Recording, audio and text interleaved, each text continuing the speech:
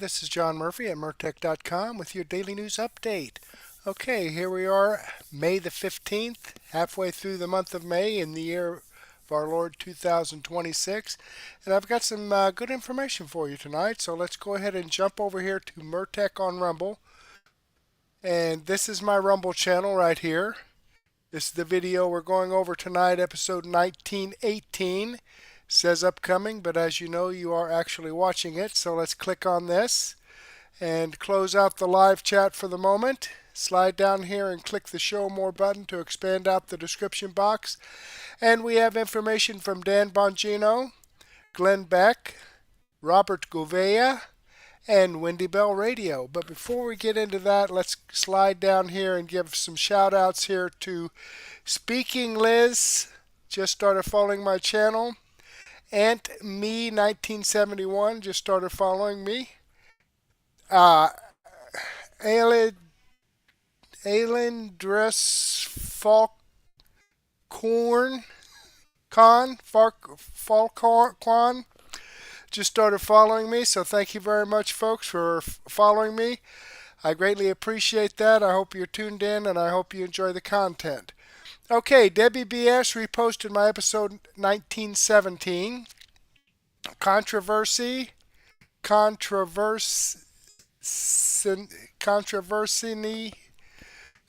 BS, Viper Senior, just started following, or actually commented on my episode 1917. Debbie BS commented on my extra 699A. And 699B and 699C, and Debbie BS also commented on my extra 700A and 700B. So thank you all for your comments and reposting my videos. I definitely enjoy reading your feedback, and I appreciate your support very, very much. So let's give this a thumbs up. All right, let's go ahead and get into this. Dan Bongino, we pissed off all the right people. Episode 2516. Okay, let's jump into this and see what he has to say. As I said, and I don't want to hammer this too much, but all the right people were pissed off yesterday. Okay? Folks, I'm just not going to let it happen anymore. There is a lot of sabotage going on, and we've been successful in exposing it. And the people behind it are freaking out because this is one of the biggest audiences in the magosphere, and there's nothing they can do to combat it. That segment where I just lost it on them yesterday went viral yesterday, and I saw the panic. You could see it on X. The rage bot meltdown, all the internal saboteurs doing their best to make it go away. You can't make it go away. We won. W for the Dan Bongino Show and the Bongino Army. We won. I'm sorry you had to drop an L and you got smoked. I know you guys can't live without me, but we can live without you. I know that hurts. I know it bothers you that we're only 8 minutes of the show, we got 34,000 people here. I know that bothers you that a stadium full of people are listening to us expose your shit while you're hollering into the abyss. I get it. W's in the chat. We won. We exposed you guys. You look like a bunch of buffoons. Now everybody knows it. And there's no backing down. There's doubling down. That's it. Dubs everywhere. We just keep racking up the dubs. The administration keeps racking up the dubs, and you keep dropping big time L's. And we're enjoying every minute of it. I know it drives you crazy. Now to the good news. So I saw this. That is good news, actually. I saw this yesterday. Eric Church, country singer. I got a newfound respect for you. I always liked his music. Can you do me a favor? Josh, look, is that Key? No, it's Key. Josh, look this up. What's that new song, that compilation song, Morgan Wallen and Hardy, about the guy? Folks in the chat, help me out. Is it MacArthur or something? They got this new MacArthur, right? Is Eric Church in that too? I think he is. He is, okay. And Tim McGraw too. It's a great song, MacArthur. Can't recommend it highly enough. I got a newfound respect for Eric Church. He gives a commencement speech. Here's one of the parts I thought was best because it's true, folks. I've had a lot of drama in my extended family over the years. And you always got to remember, like when the chips are down, a lot of those people loved you when you probably didn't deserve it. Check this out. String 2.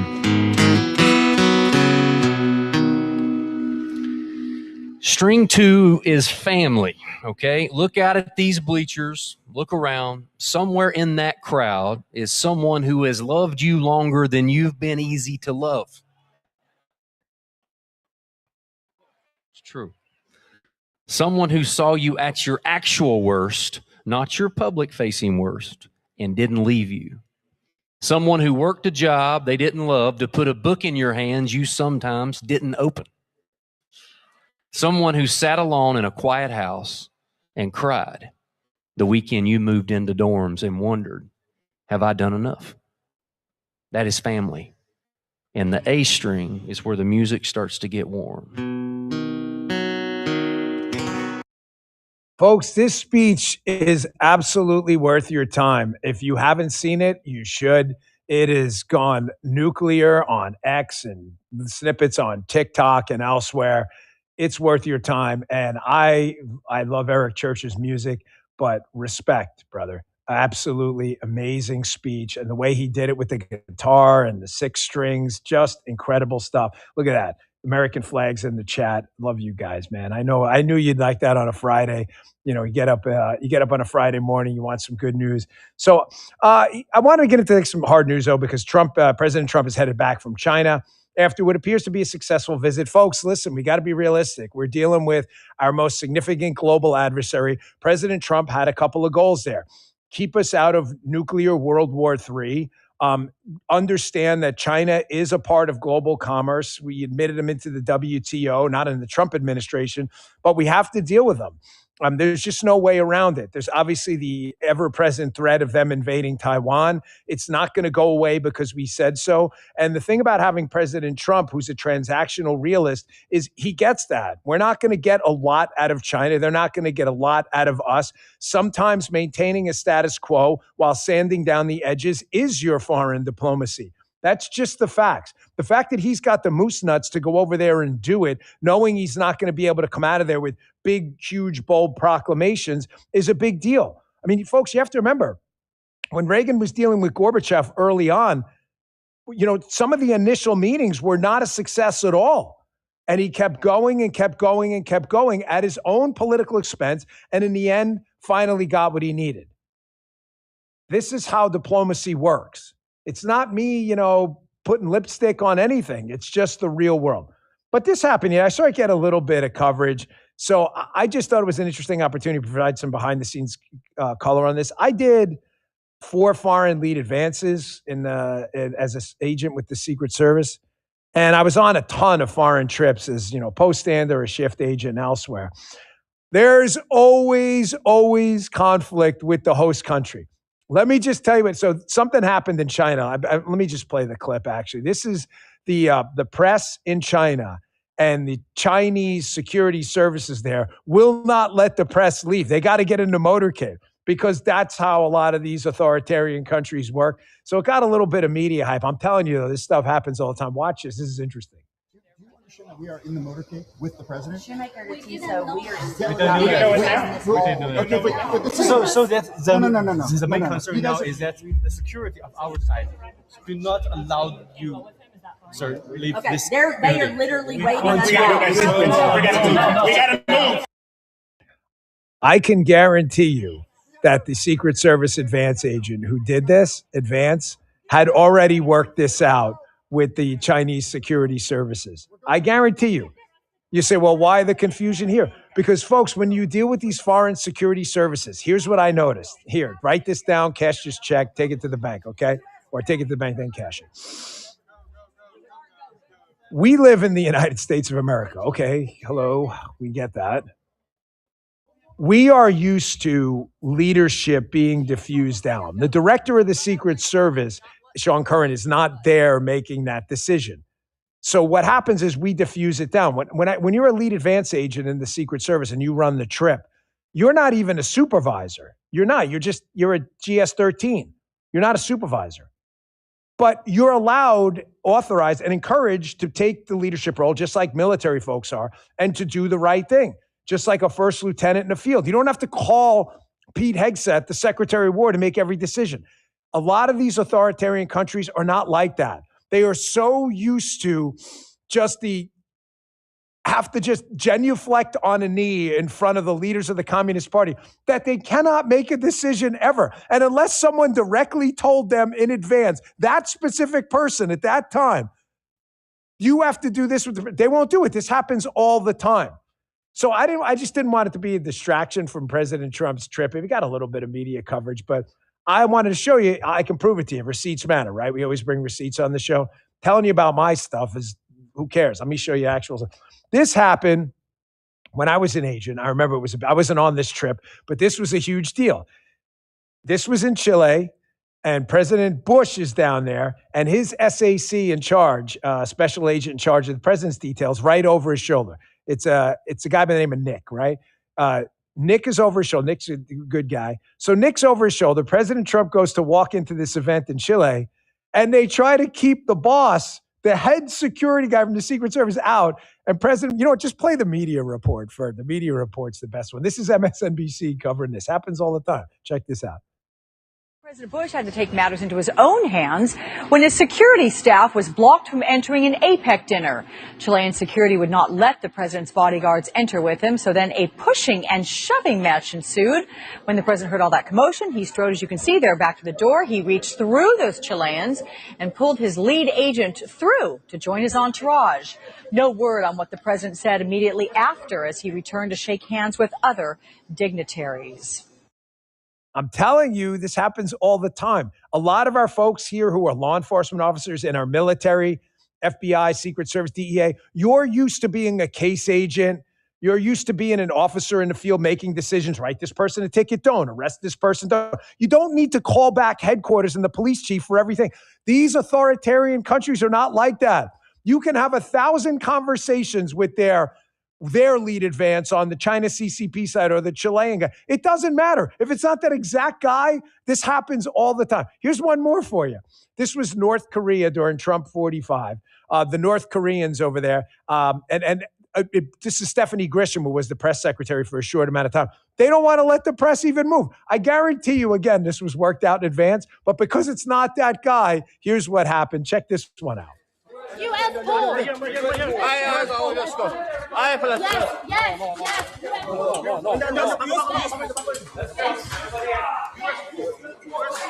full. You see, they're trying to keep them out. This happens everywhere. So bottom line, tie this up. Just be very proud that you're part of the United States of America that respects freedom, that even though we can't stand the press, we respect the freedom of the press because the alternative's even worse. And we just don't do shit like this. We just don't. There's Stephanie Grisham. She goes out and rescues them. And by the way, she wound up rescuing a bunch of liberal reporters because that's the United States. We would rather have bad press coverage than a communist country and no press coverage at all. That's the way we roll. And you should be proud of that we're open to criticism and accountability here, even by a bunch of lying buffoons. You had to go out and rescue them.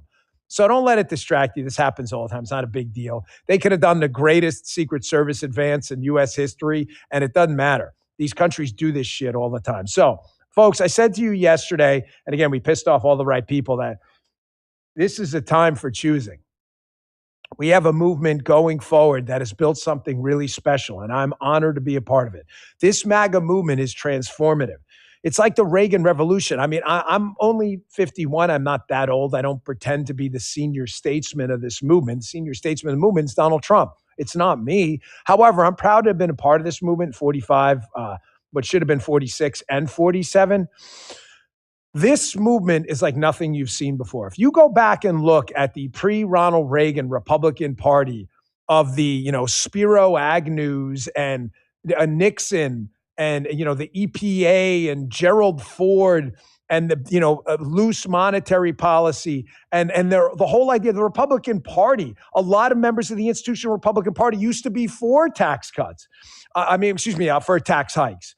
This soaking the rich nonsense and all this other stuff. This détente bullshit. The détente stuff with the Soviet Union that Reagan threw out the window. A lot of Republicans believed in that too. Oh, just let the Soviets build up the. Don't get them angry. God forbid there's a nuclear war. Reagan was like, yeah, God forbid there's a nuclear war. We're the United States, mother. We're gonna outbuild them and we're gonna bankrupt them. using a defense buildup, and it worked. Reagan changed the whole Republican Party. I'm telling you, like, you would not even recognize the Republican Party pre-Ronald Reagan. You wouldn't even recognize them. They were totally different. Donald Trump has had that same effect on our Republican Party now. He has moved the needle so far from the old kind of weak-kneed establishment managed decline Republican Party into this new aggressive kind of populist movement that's brought in minority voters, working class voters, and elsewhere, that they're terrified of him. But it is a time for choosing. You have to ask yourself, do you want to be part of it or not? And that's fine. Like, we're a free country. You're not obligated to be part of the MAGA movement. You may say, I want to go back to the old ways of the Republican Party. It's your right to do that. Run for office, raise money. I'm just telling you, I don't want any part of that. I don't. I'm not really interested in that at all. Because we're fighting a very organized, very pernicious, and very dangerous political opponent. Folks, when they tell you who they are, listen to them. You know, there was this brief moment after the electoral drubbing, Trump 47's victory. There was a brief, and I mean brief moment. It lasted about 3 weeks to a month, where Democrats started to come out and say, guys, a limited number, but they did.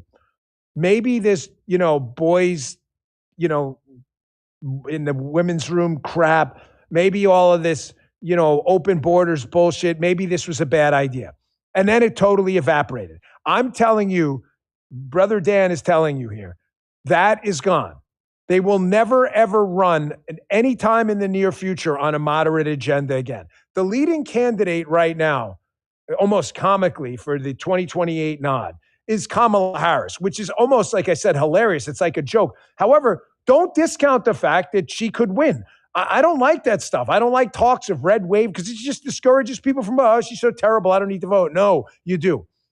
She actually has a following. It's not huge. It's certainly not Obama's following, but it's enough to cause some trouble. She's the leading candidate on the side. She just lost running on far left stuff. Here's an appearance she just did. Now she's running on even more radical shit than she ran on last time, proving my point that if you think you're ever going to run against a JFK or early Clinton or second-term Clinton Democrat, you were absolutely wrong. We've got to organize now and recognize the opponent, or we're going to get our asses kicked by really dangerous people. Check this out. No bad ideas. A no bad idea brainstorm is what I'd like to call it. And in that no bad ideas brainstorm, we talk about what we need to do and think about doing around the Electoral College. We talk about the idea of Supreme Court reform, which includes expanding the Supreme Court. We invite a conversation about multi-members districts. Let's talk about statehood for Puerto Rico and DC. These are the things I think that we've got to do. We've got to neutralize these red states from cheating, including blue states expanding their maps. And all of this, I think, is look, we got to fight fire with fire. These folks are playing to win. We got to play to win.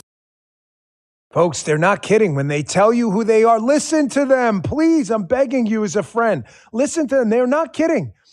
Dumping the filibuster, DC, Puerto Rico statehood, gerrymandering like you've never seen before, ballot harvesting everywhere. Folks, if we lose in the midterms and 2028, it could take 2 decades to get the country back. If it ever gets back, if we ever get back to normal or even close to normal or quasi-normal at all, I want you to understand, like, they're all about the dance. That's all. They're not about actual results. Do you want the results or do you want the dance? Ladies and gentlemen, the Trump administration, if you are on the fence about who you're going to vote for, has produced a portfolio of amazing results you have on the plate you can look at before you eat, before the midterm elections. Please do it. If you don't like low crime, if you don't like a low homicide rate, if you don't like a closed border, if you don't like 115,000 jobs in the last report, if you don't like that, if you don't like the productivity revolution, if you don't like that, fine, vote Democrat, but at least acknowledge the results. They're all about the dance and the show. And it's a scary dance and a scary show. No bad idea brainstorm is. Oh, yeah, there's bad ideas. There's a lot of bad ideas. Packing the Supreme Court, just randomly adding states as long as they vote Democrat. I promise you these are bad ideas. Okay, I'm going to go ahead and pause that there. I'm 24 minutes into this 1 hour and 35-minute video. And let me go ahead and click on the Rumble link and show you that this It's video not that. does come from the Dan Bongino Show. I am following his channel. I've given him a thumbs up. I hope you do the same thing for me. All right, let's jump back here. Debbie BS and Susie Poll 2016 joined us in the chat. Feel free to jump right in, folks. Okay, let's see what Glenn Beck has to say regarding Trump's real China strategy explained. It's already working. Okay, well, let's check this out. All right, I want to play a clip from the president in China today because everybody is just kicking up. They're very angry at Donald Trump for what he said. Here he is in a meeting room full of, I don't know who they are, Chinese people, as they're getting ready to talk to President Xi, and listen to what President Trump says. Listen. You and I have known each other now for a long time. In fact, the longest relationship of our two countries that any president and president has had. And that's, to me, an honor. We've had a fantastic relationship. We've gotten along. When there were difficulties, we worked it out. I would call you and you would call me. And whenever we had a problem, people don't know, whenever we had a problem, we worked it out very quickly. We're going to have a fantastic future together. Such respect for China, the job you've done. You're a great leader. I say it to everybody. You're a great leader. Sometimes people don't like me saying it, but I say it anyway because it's true. Okay. What did he just say that's so wrong? First of all, let's remember how I view Donald Trump.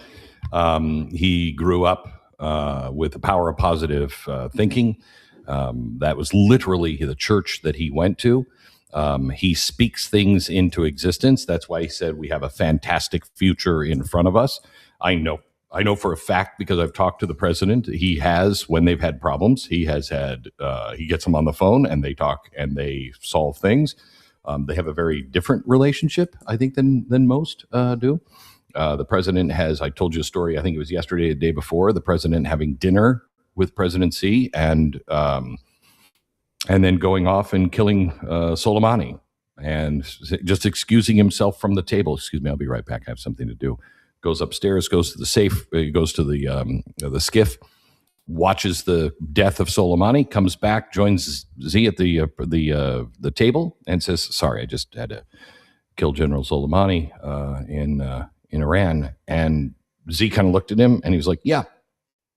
And he did it intentionally to send the message, I can just take care of this and have dinner with you, and it's not really a big deal for the United States. We can walk and juggle at the same time, plus chew gum.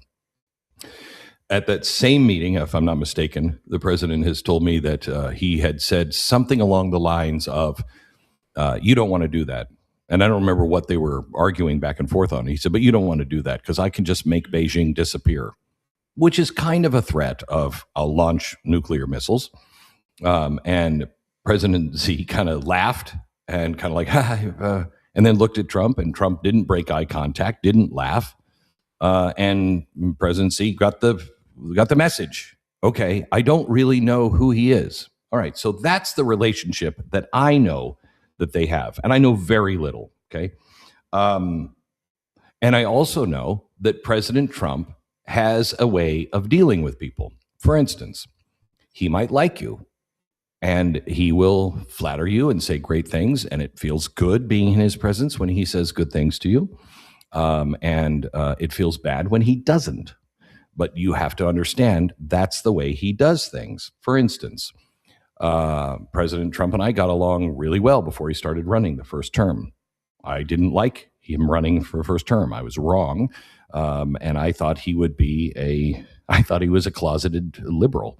And he wasn't behaving that way. 2 years into his term, I said, you know what? I'm wrong. Look at what he's doing. He's not what I thought he was. And I apologized on air.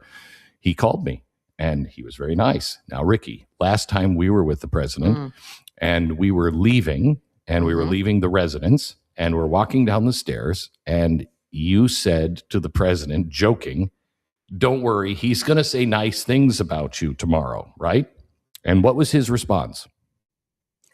You're dead if you don't. No, he said, don't worry about it. Oh, right. I'll just say that he's a big loser. Okay. Like So- he hasn't said that before. I know. He says that's what he does. That's what he does. Now, let's put that into global policy. What does he do? He says, who's the short man from South Korea or North Korea? Kim Jong-un? Kim Jong-un. He's like, Kim Jong-un, I love this guy. He's great. And then Kim Jong-un doesn't do anything. He's like, I'm going to launch some more missiles. And so what does he do? He's a big fat loser. And he's a little short guy, and I might have to vaporize his gun. Then he flies over and he meets with him. And what does he do? You're the greatest. I love you. You're wonderful. And what happens? We get what we need from North Korea. That's the president's MO. How many years do you need to watch him before you recognize his pattern? Okay. Princes and people, generally speaking, prefer people who make them feel strong and powerful and wise. You're not hanging out with somebody who is humiliating you publicly, right? Why would you do that? Even if you believe you're right, if you're negotiating, this is the principle that runs through the Prince Machiavelli. I can't even say it. Machiavelli. It runs through the art of the deal all the way through, and it's uncomfortable, but it is human. People are not ruled by reason. Most are ruled by pride and fear and vanity and status and insecurity and ambition. So if you're a negotiator and you understand ego, you're going to get farther than somebody who just states the facts. You know what? You're a dictator. You're killing people. I don't like you. What is he going to do? What are you going to get? Okay. One of the core themes in The Prince is that rulers have to be handled according to their nature, not according to the moral wishes of how we wish they should behave. And that means praise and symbolism and ceremony. Why do you think China lined up all those people in front of Trump's airplane? Why do you think they did that? Because they wanted him to feel totally respected. Do you think China likes President Trump? They don't like him at all. Why would they treat him like a arriving hero? Because they want something. Phrase from Machiavelli. Let's see here. Where was it? He said, men are so simple and so subject to present necessities that he who seeks to deceive will always find someone who will allow himself to be deceived. Okay. This is you want to be around people who make you feel big. Okay. Ben Franklin understood this. There was something in the day called the Franklin effect. What Franklin would do is he'd ask somebody, a rival, for a favor. Now, you would never think, why would I ask him for, I need your help on something. Why? I need your help. I would like your thoughts on this. You're bringing them in. You're saying, I really respect your judgment. And I know you're a helper. I know you're somebody who will help me. Franklin was a BS artist like nobody's business. He was great. He figured out if you ask somebody for a favor, hey, can you just look at this? I respect your judgment. All of a sudden, the entire relationship changes. Okay. Dale Carnegie, ever heard that? His whole thing with Dale Carnegie is people defend their dignity harder than they defend their truth. You get Trump, art of the deal. What does he do? Every single time. Very smart. I like this guy. He's very good. He's tough. He's strong. A lot of people don't like me saying it, but he's a fantastic guy. What is he doing? He's saying, when he said, a lot of people don't like me saying this, what is he saying? I'm taking on my own people for you. Do you think that, just imagine you're the president of China. Does that feel good? Okay. A person, if you lose face publicly, the negotiation changes. It stops being about interests, and it becomes about survival and ego. And he knows that. You know, when Henry Kissinger, why don't we ever talk about, why isn't anybody talking about Henry Kissinger? When he went and met with Mao, Mao killed what, 90 million people? And what happens? Millions die. Here comes the president's airplane, and Kissinger gets off, and Kissinger calls him a philosopher, a man of great historic vision. He has strategic insight. He's disciplined, and he understands history. Do you think he said that because he liked Mao? No. He said that because we needed China on our side and off the side of the Soviet Union. That mattered more. Here's the thing. We are no longer living in a society that understands any of this. We don't even understand comedians or laughter, okay? Let alone the art of negotiation or the art of war.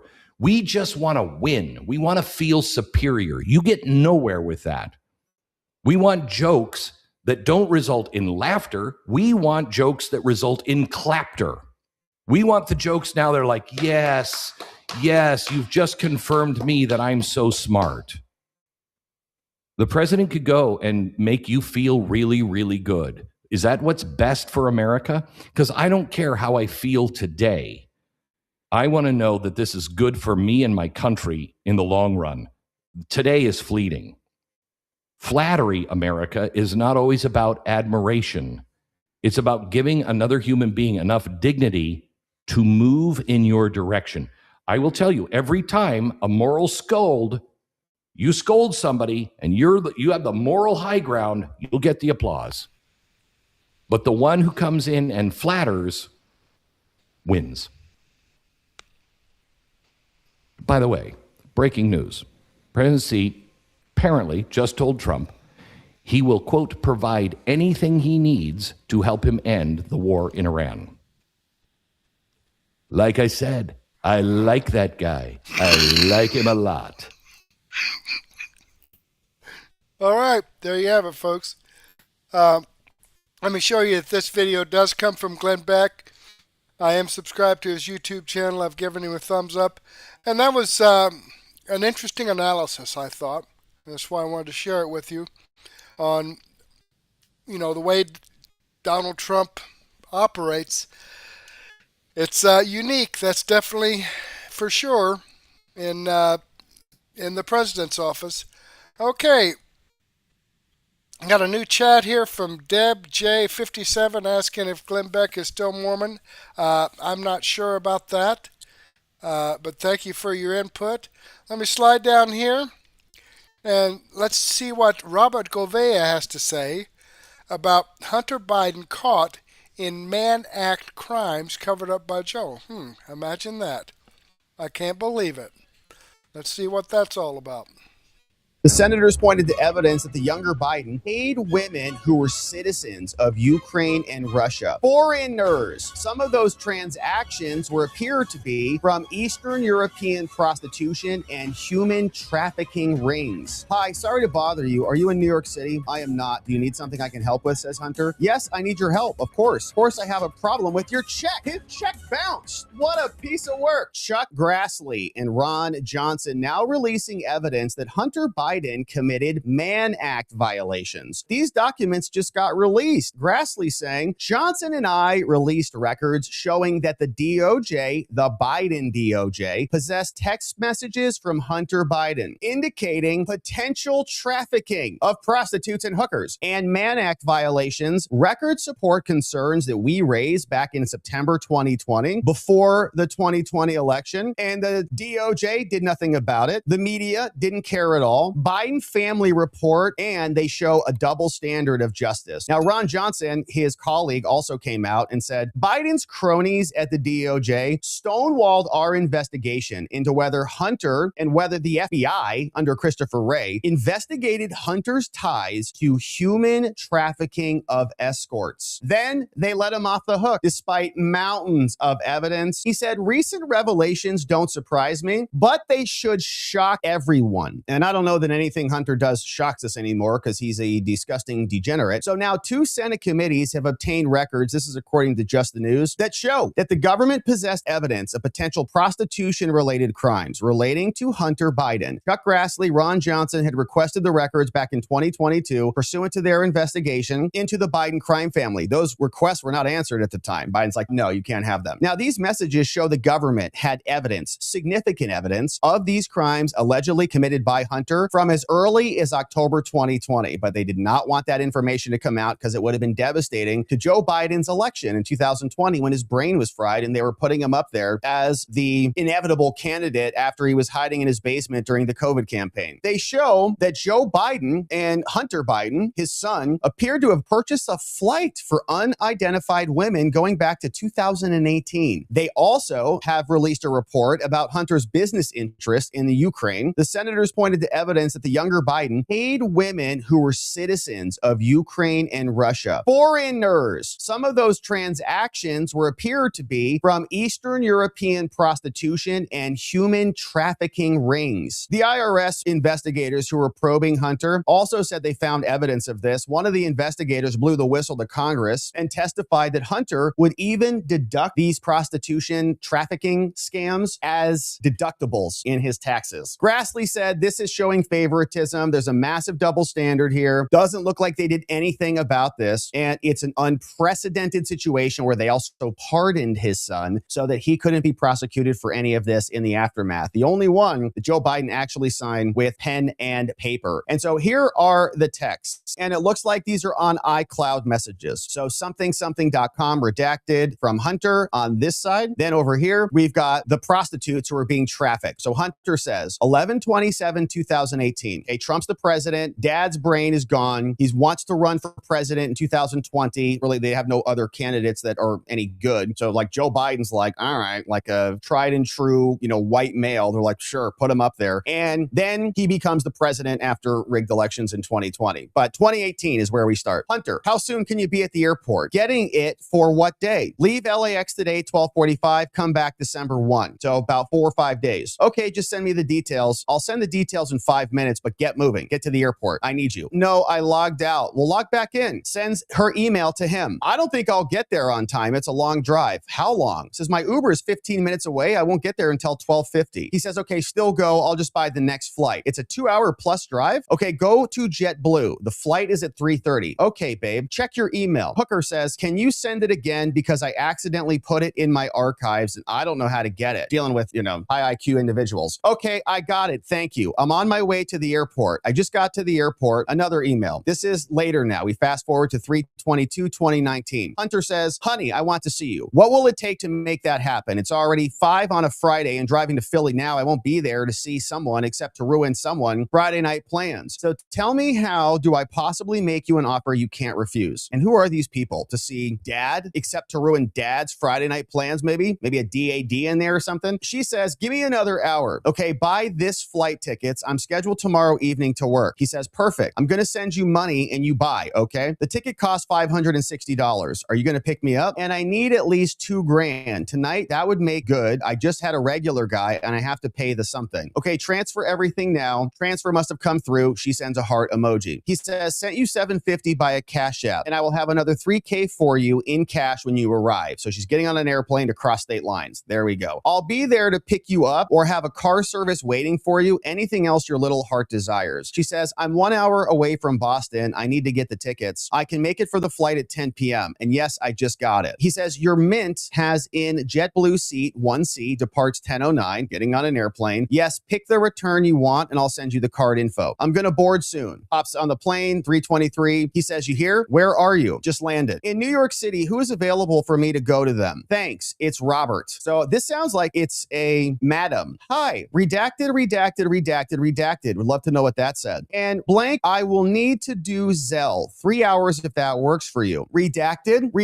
Great. Maybe talking about the name of the women. Can I go to her place now and use Zelle? She says, sure. 33 and 2. Okay, on my way. If you send me Zelle info, I can have it done ahead of time. She will give you the info. I'm here. What's the exact address? What address is at? I'm at 33 and 2nd. Address here. Which apartment? I'm at door. Apartment number there. And then she comes back. So woman responds back to him. Hi, sorry to bother you. Are you in New York City? I am not. Do you need something I can help with, says Hunter. Yes, I need your help. Of course. Of course, I have a problem with your check. His check bounced. What a piece of work. I'm so sorry, lady. I had no idea, obviously. Tell me where I can send money immediately. I will send any way I can right now. Venmo, Zelle, Wire. Okay, sends the Venmo. Sent on this. If you can't fill amount, I will give you information for Wire. Thanks, doing it now. Send me screenshot when you done. Did you send? Give me Wire information, someone. It's only way I can be 100% certain. I'll send extra for trouble. I'm very, very sorry. Routing number, account number, and more. Wells Fargo facilitating the transactions. Great job. $4,000 total. Please let me know when it's all taken care of. Yes, for this one. Yes, all good. Thank you for your responsibility. I will always take care of you. That is the lady. So who is available down here? Now he's at a hotel. This is 2018, December 1st, 111 East 56th Street, New York City. She lists a name here. Available in ubergfe.com. Maybe that's a hooker website or something. So probably lists a bunch of the women. Who do you want to see? Who do you think? Something here. She responds redacted. She is the most fun. Send now. Yes, she great. Send now. Yes. Thanks. Okay. ETA, I think 25 minutes. Tell her to go straight to the elevators and up to the 16th floor. No key required. Okay. 2018. And another one, 12/7. So that was back on 12/1. This guy just like, okay, 6 days go by. Needs another one. Okay. Anyone in Boston? Yes. The best one. Her name is here. Okay. Remember, I am 35 minutes north in Newburyport, Massachusetts. Okay. Sent her now. I need to use Zelle or Wire. Okay. From my Wells Fargo. And please tell her to bring party extra with her. If she gives me account info now. Okay. 10 hours is $6,000. She says it is too far. She doesn't want to go up there. I can have it all prepaid and done before she arrives. Obviously, I trust you. Do you have any cash? No. Zelle, Wire. Okay. Then 600 for 1 hour. Okay. She has Venmo. All night for how much? All night 6K. 5K like usual. You love me, remember, says Hunter. And Venmo not a pain. I'll pay for Uber. No problem, my dear. Send me her picture. I don't remember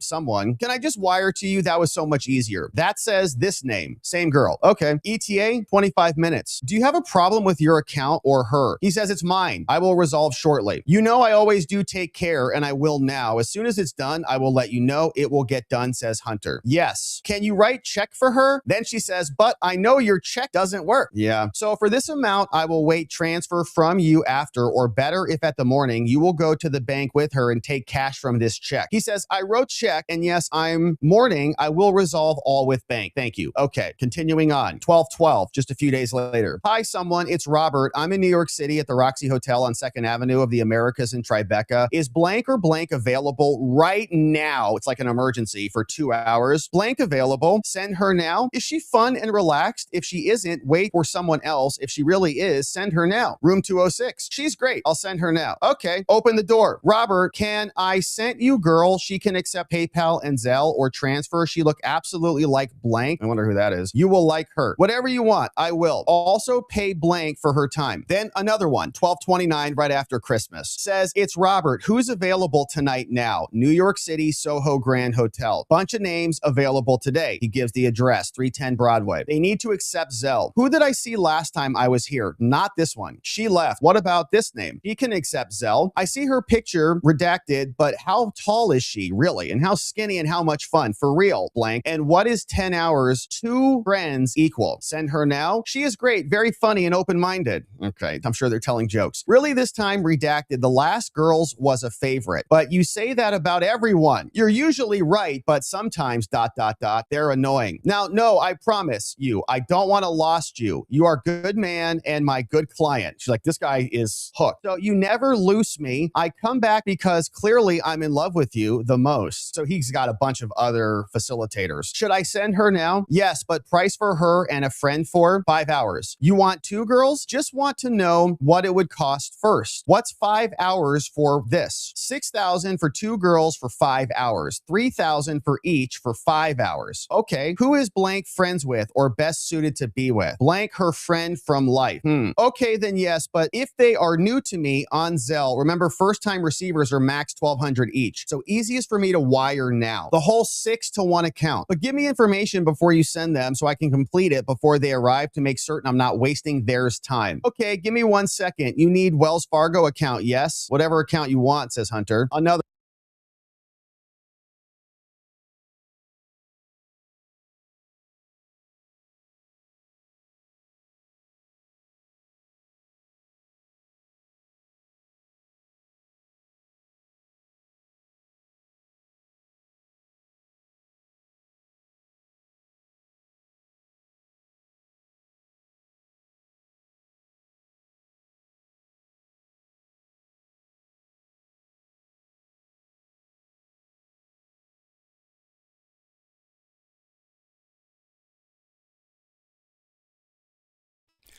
Here we go.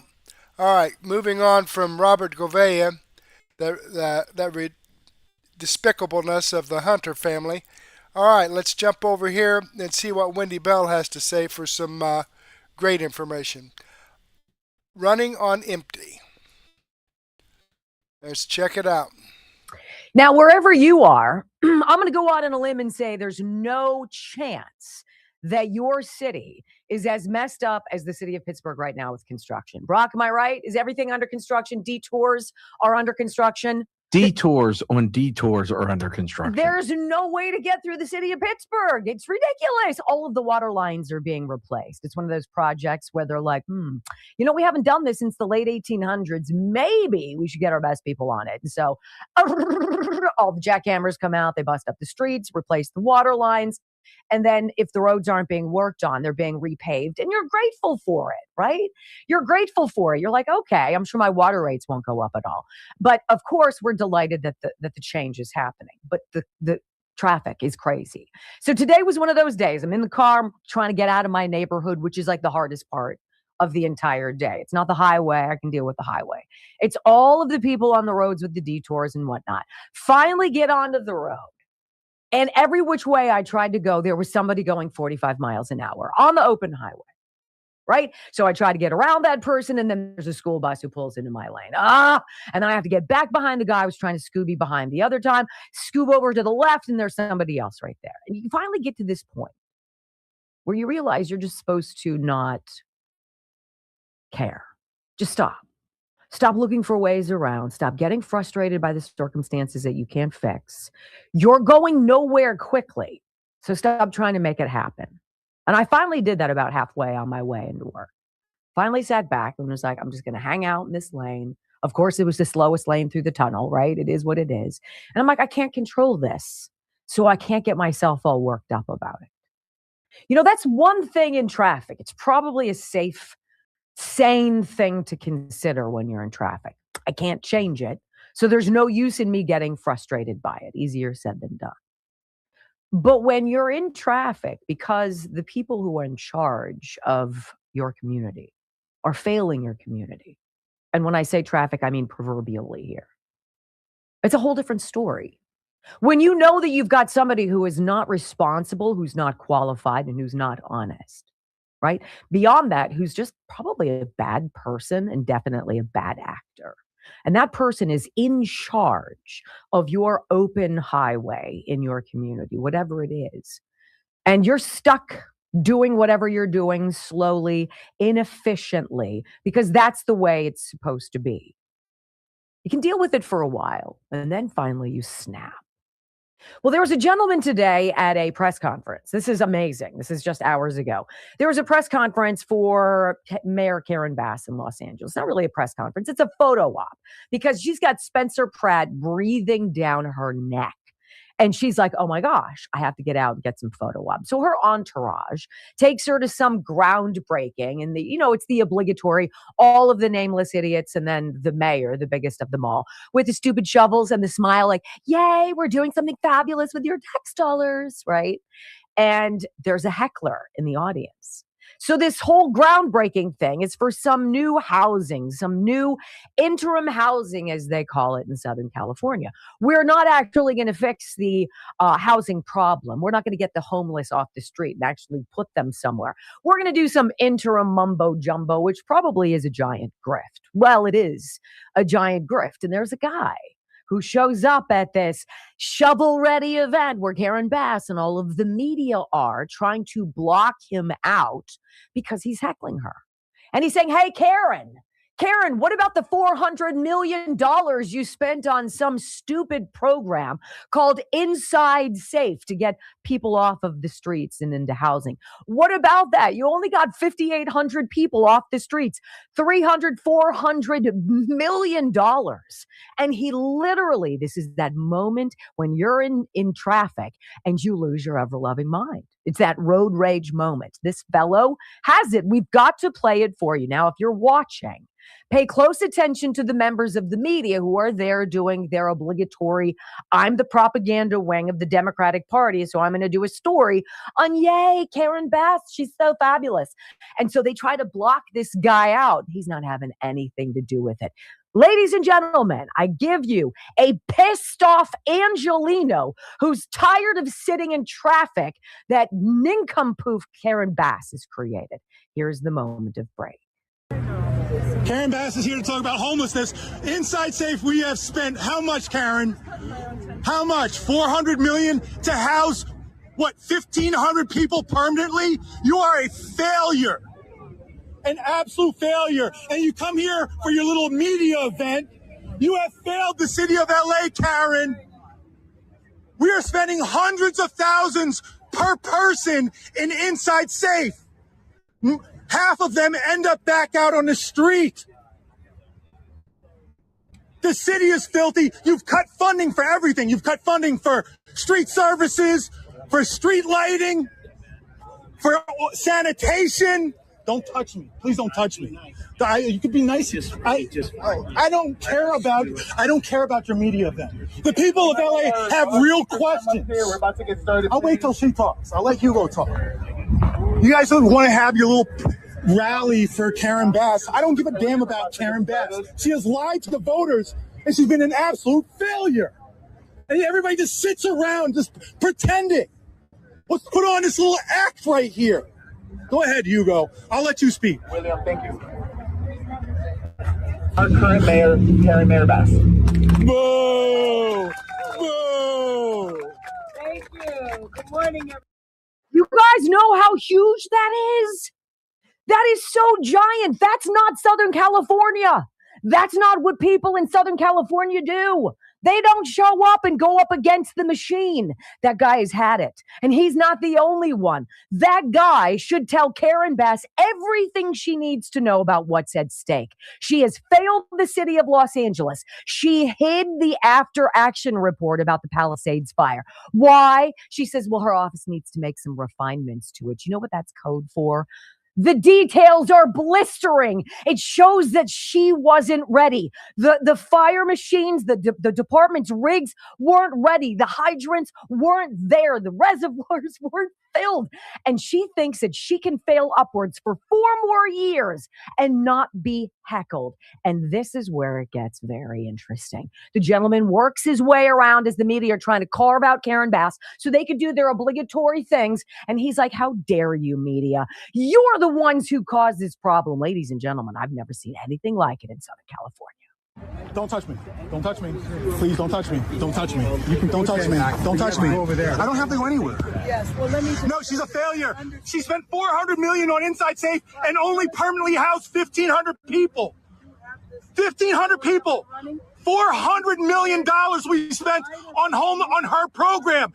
She has tried to fight audits nonstop. I am not. I don't care. I'm trying to get answers. She has been running for years, and she won't answer the questions. Karen Bass, why have you been fighting an audit of Inside Safe? Why? You guys just want to sit there and run cover for her. Shame on all of you. All of you. You ask her softball questions. We have real problems. You guys are the problem. You're a failure. You're not asking. You have never asked real questions. Wow. I'm telling you, that is the moment that Karen Bass lost the mayor's race. That is the moment that taps into the fury of people who are normally calm, who are normally quiet, who go about their business and stay out of the way. They have had enough. Look, the Karen Basses of the world are no different than the Anthony Faucis. They're no different than the dissent of the Supreme Court. How?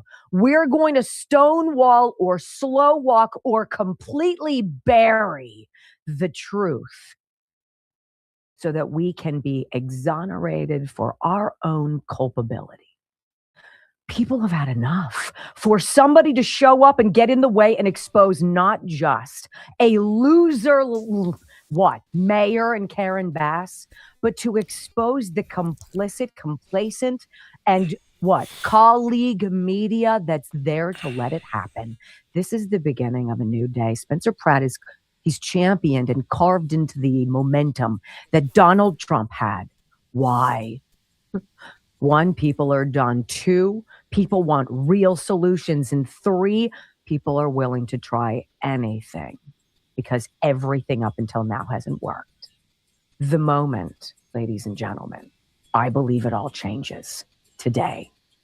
When we come back on the Wendy Bell radio program, Carl Higbie with the greatest takeaway of what Donald Trump did when he rolled into China like a boss. Next on the Wendy Bell radio network. All right. Well, that great information there about old Karen Bass. Boy, I tell you what, I don't care much for California, but there are some people there that really deserve better. I can say that. There are a bunch of stupid people that just keep voting Democrat, regardless of the outcome, doing the same thing over and over again and expecting different results. But the only way you're going to get different results is if you vote for something other than Democrat.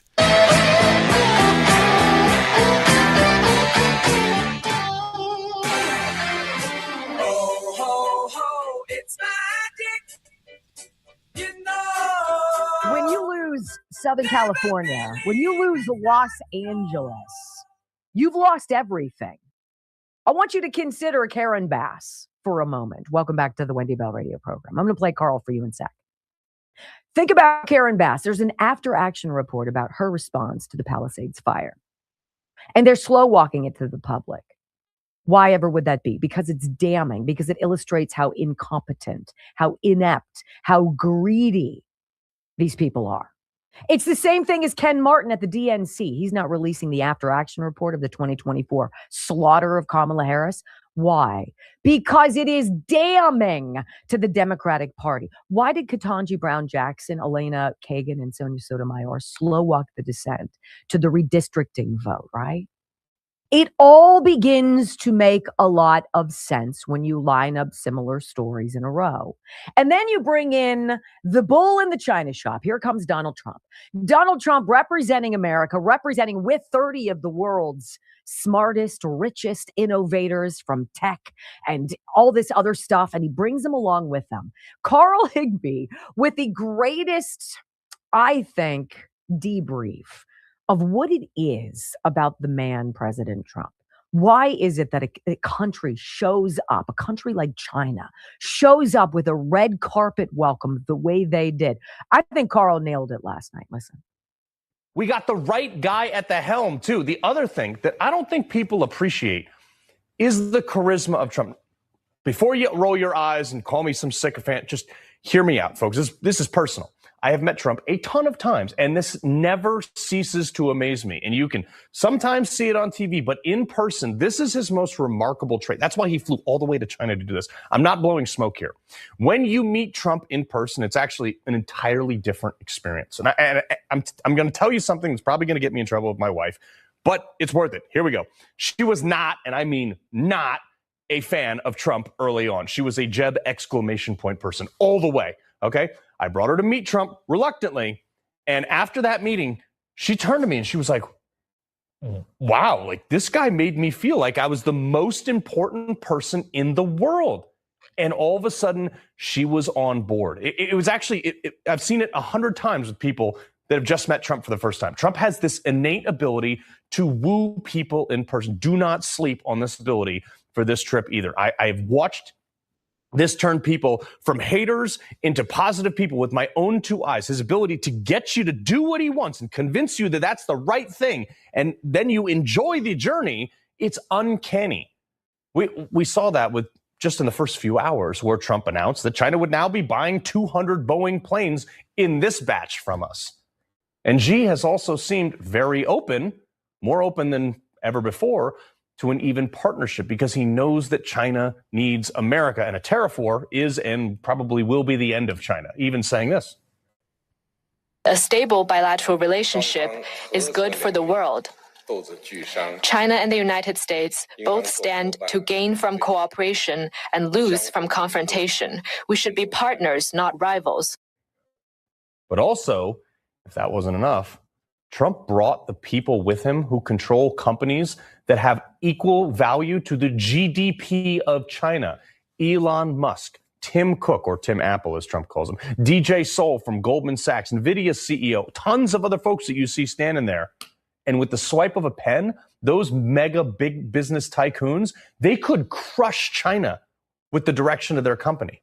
It's another power move. But the one thing that I have been most impressed about is the lack of details in these internal negotiations, because most attendees were, or actually probably all of them, were hand-selected in part because they could keep their mouth shut while the summit was going on. Also because personal devices, as we're told, were surrendered for much of this trip, not only for security reasons, but also so the only part of this that gets out is the final product of the deal. But hey, not like we haven't been right so far, so maybe we'll be playing this one back in 2 weeks as an I told you so to the legacy media.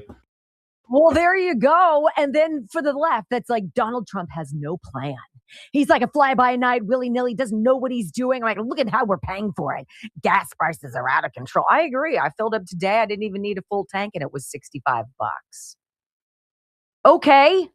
I can take that on the chin for a while for us to, I don't know, eliminate the largest state sponsor of terror in the world, to stop them from ever getting a nuclear bomb, at least in my lifetime.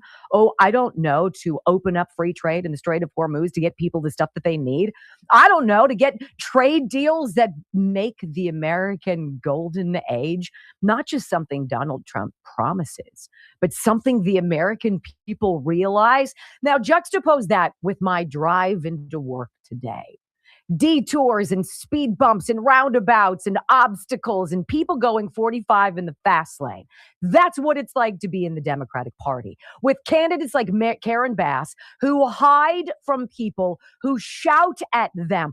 If she had said to that heckler, "Sir, come over here, have a conversation with me.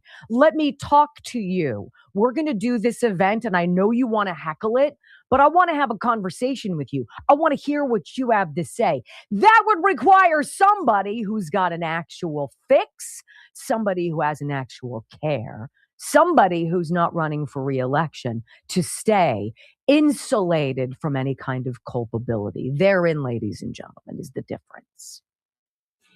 We have President Trump. America does. Democrats have losers who hate President Trump because of it. When we come back on the Wendy Bell radio program, even if you don't care about aliens, you should care about why the people who know all about them are so adamant about not telling you the truth about it. Why is that? Next. All right. Well, we're going to listen to that in the Daily News Wrap-Up. I'm going to go ahead and click on the Rumble link here and show you that this video does come from Wendy Bell Radio. I am following her channel. I've given her a thumbs up. I hope you do the same thing for me. And wow, we've got some great chats here tonight, folks. Great news from Uncloudy. He says, I don't know if it's the voters, considering how corrupt our elections are here in Oregon with about 3.5 million people. They just removed 800,000 ineligible voters off the voting rolls. Fantastic! That is great news. I hope other states do that as well. That would be, I'll tell you what, if they clean up this act, there's no way that there are that many people that are stupid enough to vote for the Democrat policies. I'm telling you. All right, let's copy the chats into a comment, so it'll be a permanent part of this video. And let me remind you folks that these videos that I share with you are videos that come directly from the producers. I have the links to the videos as well as the links to the producers' channels. And these videos that I've shared with you are videos that I've posted over here on Murtech.com. The link to Murtech.com is in the description box. I have over 40 no-nonsense, common sense, logic, and truth videos. This is your one-stop shop for information that you're not going to get from the mainstream media. Now, I'd like to share all of this information with you, but unfortunately I just don't have the time to do so. But that's why I've put together my Mertech Daily News Wrap-Up. I have a playlist here. It says I have 21 videos, about 10 or 11 hours of great information. Wendy Bell, we're going to take off where we left off. Same thing with Dan Bongino, X22 Report, We the People News, American Center for Law and Justice, Black Conservative Perspective, some more Robert Gouveia, McWater's Effect, the Steve Day Show, On the Fringe, And We Know, Barry Cunningham. Great stuff. But go ahead and take a break right now.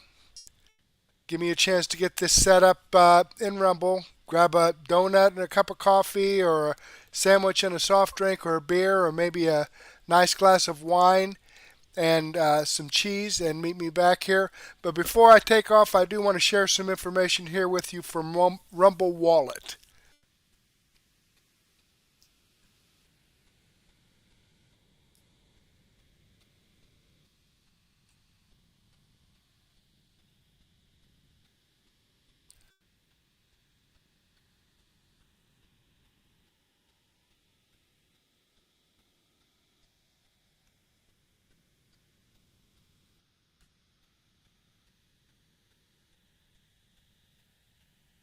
Okay, the video doesn't seem to be coming through on this, but Rumble Wallet is a great way to do your finances. After the 2008 financial crisis, Bitcoin was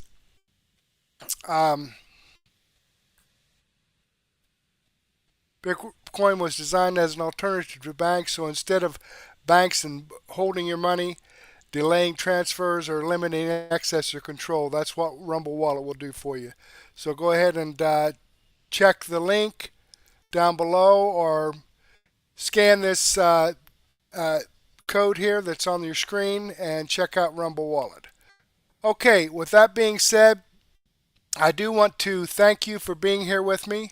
Hopefully, I'll get to see you again later, and may God bless.